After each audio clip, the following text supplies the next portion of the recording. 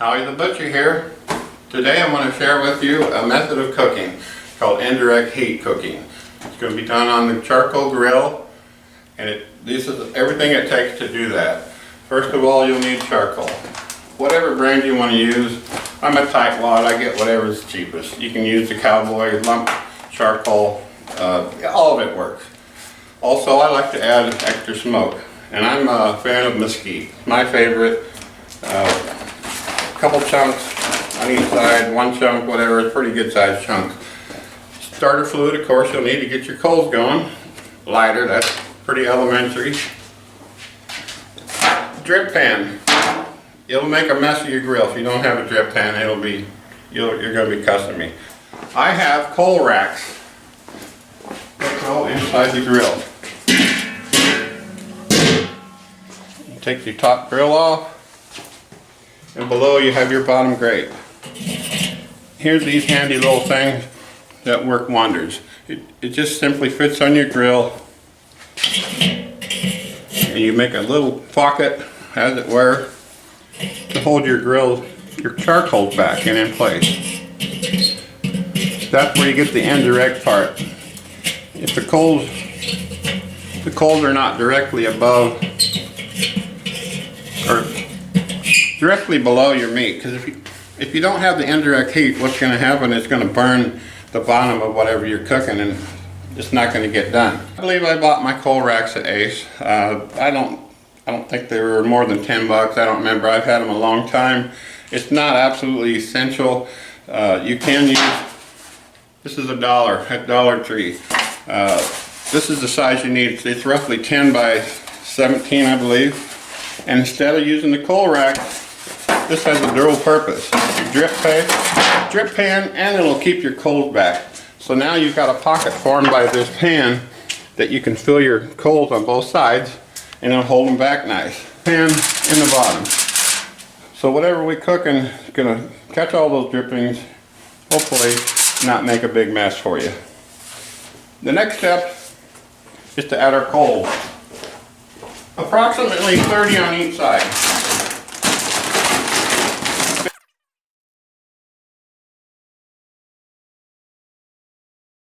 And all the way to the end of your rack or your drip pan. You put a few more in there. This is going to generate your heat, and it's going to create an oven basically with your grill.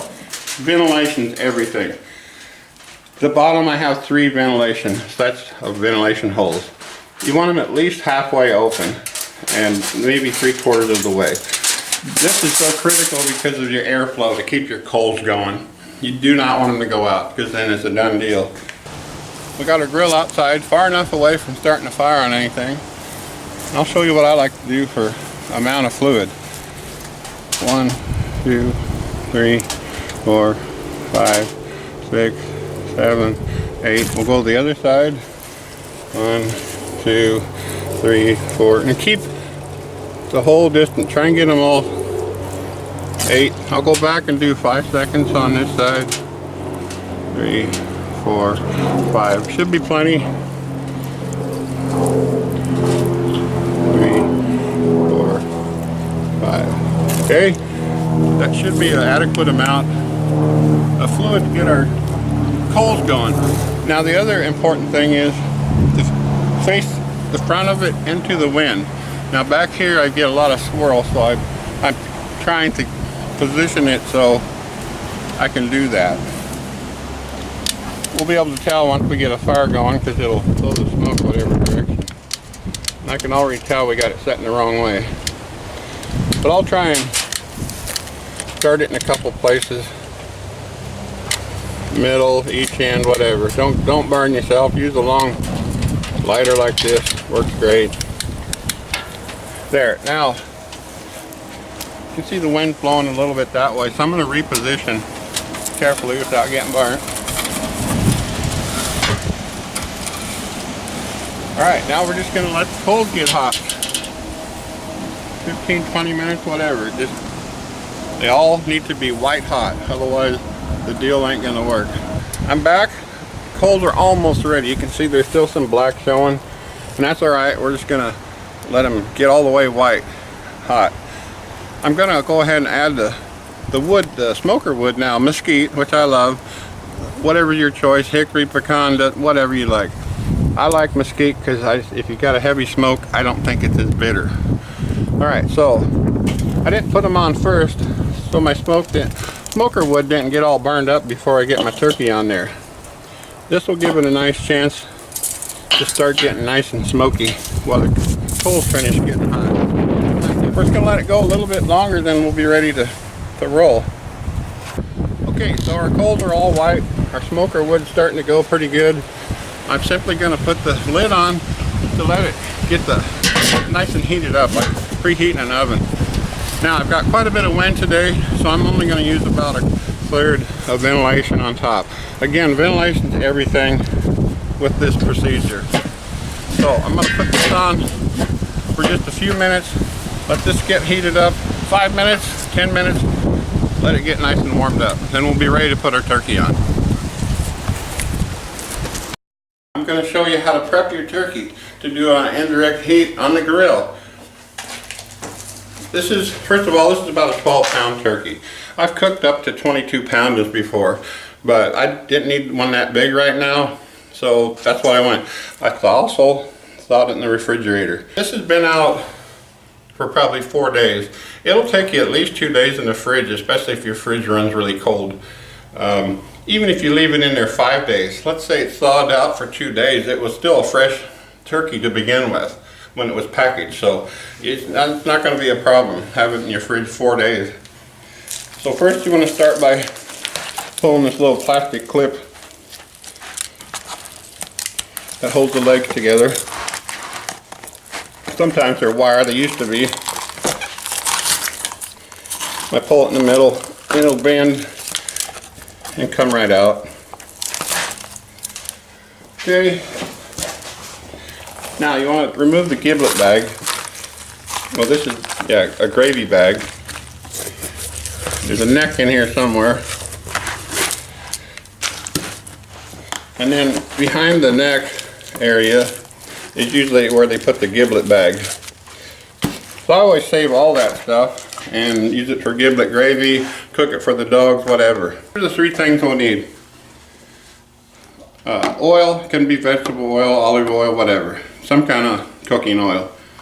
I'm going to use garlic, salt, and pepper is all I'm going to use for seasoning this time. It's best if you can do it overnight. Seasoning get through it more, but I'm in a shoot to get it done, so that's not happening. But it's great to leave it overnight. First I need to cover the turkey in oil. Usually just enough in your hands, and just rub it all over. The reason I'm doing this will keep your skin from getting over crisp before we baste it the first time. So that's all that I'm doing with that. Alright, now I'm going to give the wings what I call a half Nelson. This allows it to cook more uniformly without totally burning your wings. Your wings, of course, get done first. So there you have it. Just do the twist and put it under behind its back. All right, you got it nice and oiled down. We're going to stand it up. We're going to load up the cavity with garlic, salt, pepper, and we're going to call it good. Now you can add any kind of seasonings you want with it. You can use poultry seasoning, whatever seasoning you like. So I'm just gonna load it up pretty good with garlic salt.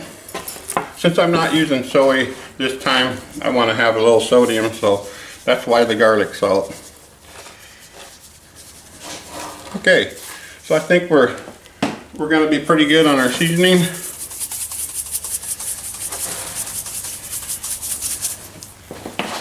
Alright, now we need to tie the leg. This will just help it cook more uniformly without getting the legs overdone. But yet the whole thing will be done at the same time. You need about a foot, roughly, of cotton twine. Not nylon, not polyester, it's got to be cotton. It's usually available at all the grocery stores. So first I'll just tie a simple knot on the first leg. Okay. Then I'll wrap it around the other one and tie it to my loose end if I left enough. Alright, we got her. Persistence pays off, folks. Alright, now it's ready to go on the grill. If our coals are ready. I'm going to put it back in this pan to carry it. I'm going to show you the baste I use when I do a turkey indirect heat method. Real simple, margarine, butter, whatever. Garlic powder. Roughly, first stick, roughly a tablespoon, maybe a tablespoon of soy. Now if you use a lot of soy, your skin is going to get really black and bitter. So I don't use a lot, but I do put some to add extra flavor to the turkey. So that's all there is to it. I'll heat this up about a minute cover it with wax and basting brush, and that's all there is to it. And we'll be back to that when time to baste. Baste when I check it in 40 minutes to add coals, then I'll baste it at this time. I'm going to start off with a whole stick of butter. We might need more, but that's pretty easy to just remelt some butter or heat some more. Soy, I usually don't measure it, but I'm guessing about a tablespoon. Again, you use too much, your skin is going to be really dark and can get bitter if you use way too much. Garlic powder, don't double salt. Probably a half a tablespoon. We're going to cover it with wax paper and microwave it for a minute. Should be enough on high. You're going to cover it with something, otherwise your microwave is going to splatter and your partner's not going to be happy with you. Microwave, 1 minute, there it goes. We're waiting for it to melt. So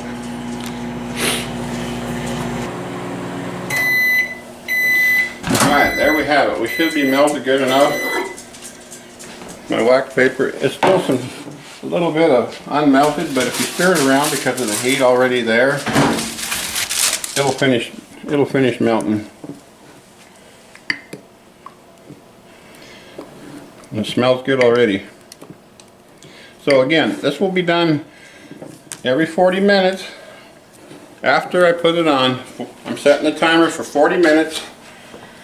And when that goes off, we're going to baste it and add coals if necessary. Again, just enough to maintain our heat. I think it's probably going to be around 350 like an oven. It's always worked for me. I've had great success with this. Alright, so we're ready to put the turkey on the grill. You can see that I've got it, I think, kind of in the right direction. The smoke's blowing it that way. You want to face the front of it, always right to the headwinds. Look at that. We're nice and hot. We should have plenty of heat to get that going. Okay, so you want to place this above your drip pan, just like that. Here it's sizzling, it's already starting to cook. Alright, we'll cover it up.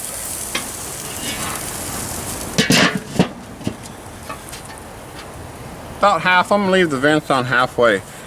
Get your lid on tight. We'll let her do its thing for 40 minutes. So I set the timer. I'll push the button on it. That goes off. We're going to use our baste on it. We're going to repeat that process until it's done. Roughly 3.5 hours. A bigger turkey is going to take longer. How do you know when it's done? A couple ways. Almost all turkeys have a pop-up timer in them. So when that comes up, it's supposed to be done. Also, we'll use a meat thermometer to check it. It should be 180 degrees on a turkey. Any poultry needs to be well done. So, okay, our first 40 minutes is up. Now we're going to add coals and baste it. It's starting to look brown already. Got our melted butter and soy. We're just going to cover this puppy up with it.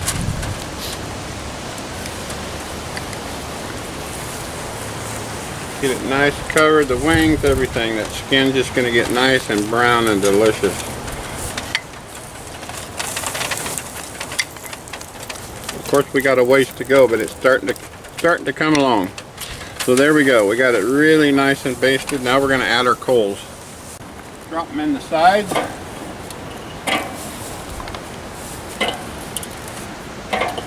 Let's do it closer.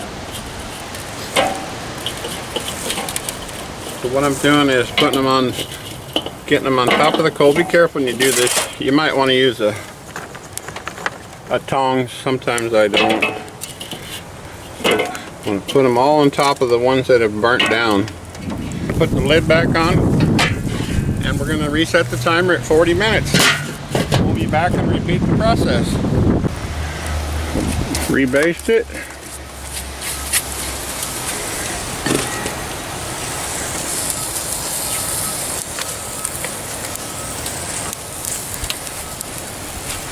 And I'll add a little more wood and we'll call it good. We'll be back in 40 minutes. So far it's been 80 minutes. It's already looking pretty darn good. Alright folks, so this is the third time I'm going to check it. 120 minutes, 2 hours. Yeah, I was good at math in high school. Let's see what we got here. Oh, look at that. Oh my gosh. Tell you what, that's right out of the cookbook there. So we're going to baste it. Add a few more coals. And it's getting to a point it almost might be done in the next 40 minutes. Maybe not quite, but we're going to be right at 3 hours total time. So, okay folks, we're going to check it. It's been 2 hours and 40 minutes. This is just like Christmas morning to me. You open that lid and if that timer is up, it's going to be close. And it's not quite done yet, but it is not far off. So now sometimes when it gets this far along, I'll take the drippings from inside there and baste it with it. So that's what I'm going to do now. Maybe add just a few more coals, and I'm going to check it in 30 minutes because I believe it's going to be done. So we'll be back in a little bit. Okay folks, now been 3 hours and 10 minutes. I'm going to check it again, see if the pop-up timer is up. No such luck yet, but look at that. It is getting good. It is not far off. So I'm going to just take the drippings out of the cavity and use it for my baste. I used all my butter and I think we're good enough. See, the skin's already splitting, so it's not going to be far at all. We're going to give it another half an hour, and if it don't come up by then, we'll check it with the meat thermometer. I have had that timer get covered with baste before and not come up. So in a half hour we'll check the temperature. If the timer isn't up, we'll be back. Alright folks, here's the moment we've been waiting for. Just like Christmas morning. Let's see if that timer came up. Oh yeah, there it is. See it? Popped up. Look at that golden brown delicious looking turkey. Alright, now we're going to take it off and let it rest. Cover it with foil in a metal pan, and then we'll be carving it. Oh, I can't wait. Okay, we've got the turkey done. Took 3 hours and 40 minutes, a 12-pound turkey. We kept our coals nice and hot. Now, if you want to try something different for this Thanksgiving, impress the in-laws, the guests, whatever, look at that puppy. I mean, that's as pretty as it gets right there. Tell you what, the smell in here is just obnoxious. It really is. So, I'm going to show you how to carve it now. Now we let it rest for a good half hour, and that serves two purposes. It finishes off the roasting, it retains all the nice juices and flavors, and also you won't burn yourself when you're carving it. So it has two purposes. So we're going to take it out of the pan, remove our pop-up timer, which came up, thank you. Now comes the dangerous part, okay? You say dangerous, you're carving it, okay? Usually the in-laws and guests dive bomb me and pick at the skin. It looked like a pack of wolves. So I gotta fend them off. But no, it's very flattering. I'm glad to share good food and good ideas with people. I'm gonna use two knives. A little one to navigate around the joints of the leg and wings. To me it's easier.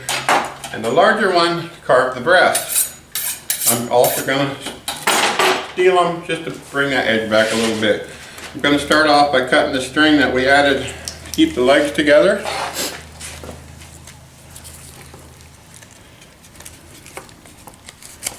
Okay. Then I'm going to take the drumstick and thigh off first. Just go right down the center and follow it. And eventually you pop that bone.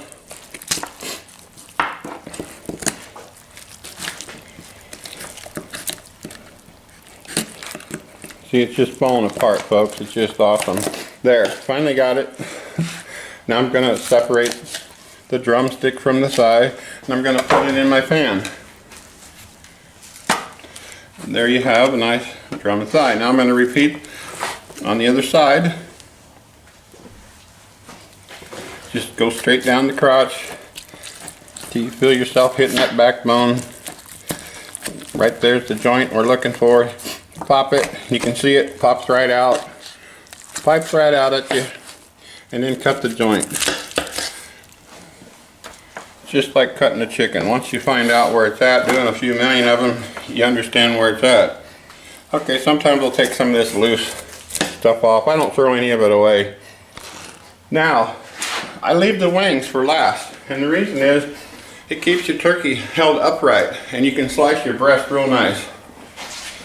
So I'm going to start by making a cut in a little bit, so when I slice down, it's going to fall right off. Look at that breast meat. Isn't that beautiful? You can get it pretty thin. Just keep cutting it down.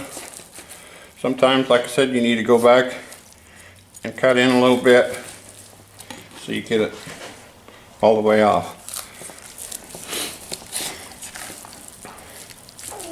Whew, it's still plenty warm inside, but that's good. It's not that hard. I'll be alright, folks.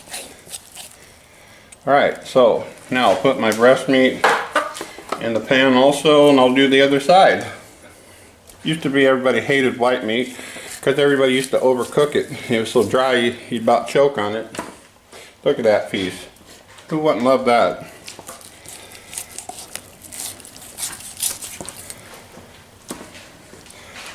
Alright, I think I can get one more nice piece there. Well, not really. Alright. Okay, so finally, I'm going to take the wings off. I'm going to go back to my small knife until I hit that joint. It's in there somewhere. Right there, see it kind of pops out. You play around enough with it, you'll find it. And there you got it. Look at that beautiful wing. Okay, we'll take the wing off the other side. Pull it out and pop it loose. Makes it a lot easier to cut through it. And there you go. Look at that. Man, I'm hungry. I saved the best for last. There's a piece on the back, in the small of the back, right here. My dad always called it the oyster. This is the one that's for the cook right here. This is the filet mignon of the turkey. I'm gonna eat it right now. Oh man, that's good. So just remember, if you're doing all the work, you get the oyster. You earned it. Turkey, smoked, well grilled and smoky flavored, all ready for enjoyment. So, bon appetit, have a good time. Thanks for watching. If you don't know me, know your meat man.